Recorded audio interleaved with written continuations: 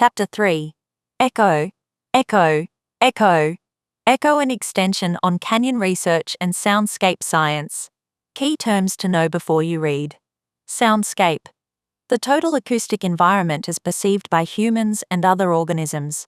Sound versus noise. Sound is neutral. Noise is unwanted or disruptive.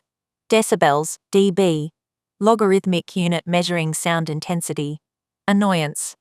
Standard metric for how disturbing a sound is. Tranquility and solitude. Legally relevant experiential qualities in protected wilderness. Anthrophony. Human-generated sound. Biophony. Sound produced by living organisms. Geophony. Natural non-living sound. Wind, water, etc. Ecological validity. How well research reflects real-world conditions. Experimental control. The ability to isolate cause and effect relationships. Questions to consider while reading.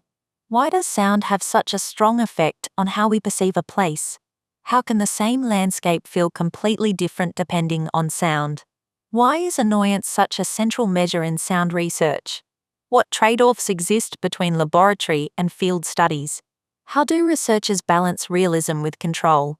There are few places on Earth more visually convincing than a canyon. They are vast, dignified, and generally bestow a religious experience, like a cathedral to the god of time, built by time itself. One expects silence and reverence there. Unfortunately, as we've heard before, helicopters came crashing into these cathedrals. In the late 20th century, researchers discovered that certain national parks, including the celebrated Grand Canyon National Park and later Bryce Canyon National Park, had developed an unexpected acoustic personality. It was less natural wonder and more aerial interchange. Unlike the turbulence of the noise, the result was clear and clean. Visitors were miffed. This created a problem not just for the barking mad hikers, but for science. Up to that point, most noise research had focused on cities, where noise is expected in the same way that pigeon poop is expected. Parks, however, come with different birds and a different contract. They are meant to provide tranquility, solitude, and the illusion that the modern world has been banished. So researchers did what researchers do when faced with beautiful outdoor sights and sounds. They retreated to the laboratory, the art of simulating silence and ruining it. Imagine a participant seated comfortably in a lab. Before them is a sweeping image of a canyon. On their ears sit headphones. Everything appears serene. Then, depending on the experimental condition, one of three things happens. They hear only natural sounds: wind, distant birds, the acoustic equivalent of a deep breath. They hear a helicopter at about 40 dB, noticeable, mildly intrusive. They hear a helicopter at 60-80 dB, unmistakable, attention-grabbing, and about as subtle as a leaf blower in a library. Participants then rate the scene, using simple scales. For example, not scenic at all, very scenic. Not annoying, extremely annoying. It is all very orderly, very controlled, and slightly mischievous in the way it reveals how fragile our sense of peace really is. What researchers measure, and why it matters. 1. Annoyance. This is the undisputed champion of noise research metrics. It has been used for roughly a century, and answers a straightforward question: how much does this bother you?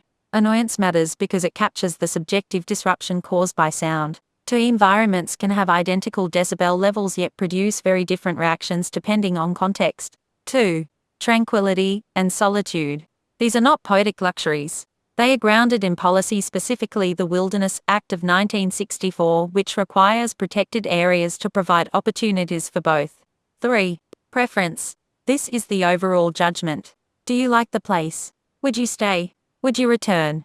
It combines visual and auditory input into a single verdict, which, as it turns out, is heavily influenced by what you hear. Researchers measure them using rating scales, turning what sounds like dreamy grandeur into something more like having a book dropped on your face. Nonetheless, they found the results: a staircase of discontent. Across multiple studies, including those inspired by conditions in Haleakala National Park, the findings are so consistent they resemble a diagram on the patterns of OCD. Natural sound. Lowest annoyance. Highest tranquility, solitude, and preference. Moderate noise, 40 dB. Noticeable rise in annoyance. Decline in positive ratings.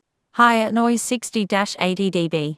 Sharp increase in annoyance. Marked drop in tranquility, solitude, and preference. A congruent description of this pattern is a staircase, which is no exaggeration.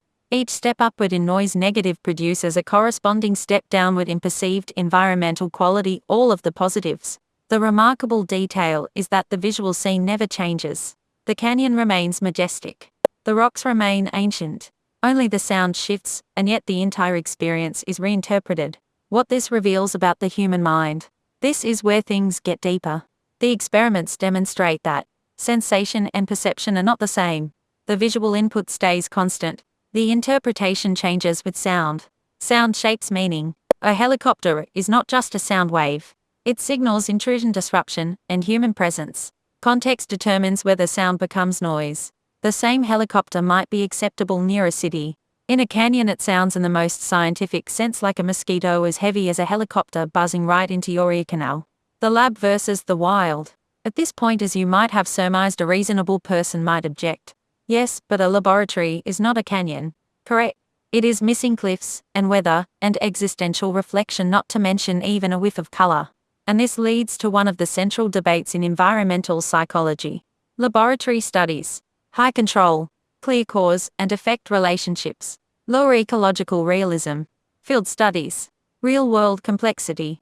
High ecological validity. Less control over variables. Guess what the current consensus is?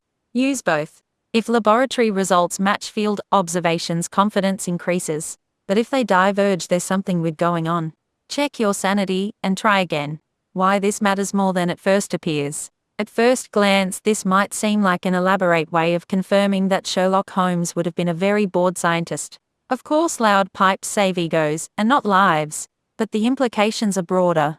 Sound influences landscape aesthetics. It affects visitor satisfaction. It alters wildlife communication and behavior. It shapes policy decisions about land use and tourism. Most importantly, it reveals that environments are not experienced through sight alone. They are constructed through a whole swirl of sensory inputs, with sound playing a disproportionately powerful role. Summary. Soundscape research uses controlled experiments and field studies to understand how sound affects environmental perception. Participants evaluate environments using rating scales for annoyance, tranquility, solitude, and preference. Annoyance is the primary metric in noise research. Increasing noise levels produce consistent decreases in perceived environmental quality across a multiplicity of metrics. The same visual landscape can be interpreted very differently depending on sound. Laboratory and field methods each have their secret sources and developmental opportunities, as they say in the corporate world. But marry these to co-workers, and together they provide stronger evidence. Conclusion. If there is a single lesson to take from all of this, it is that silence is not merely the absence of noise.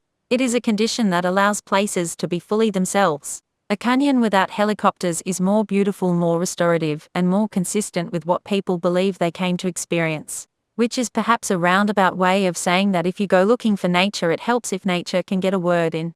Likely exam questions, be ready to answer. What variables are used in soundscape research? Why is annoyance the primary metric? How does noise affect perceived tranquility and preference? What are the advantages of lab versus field studies?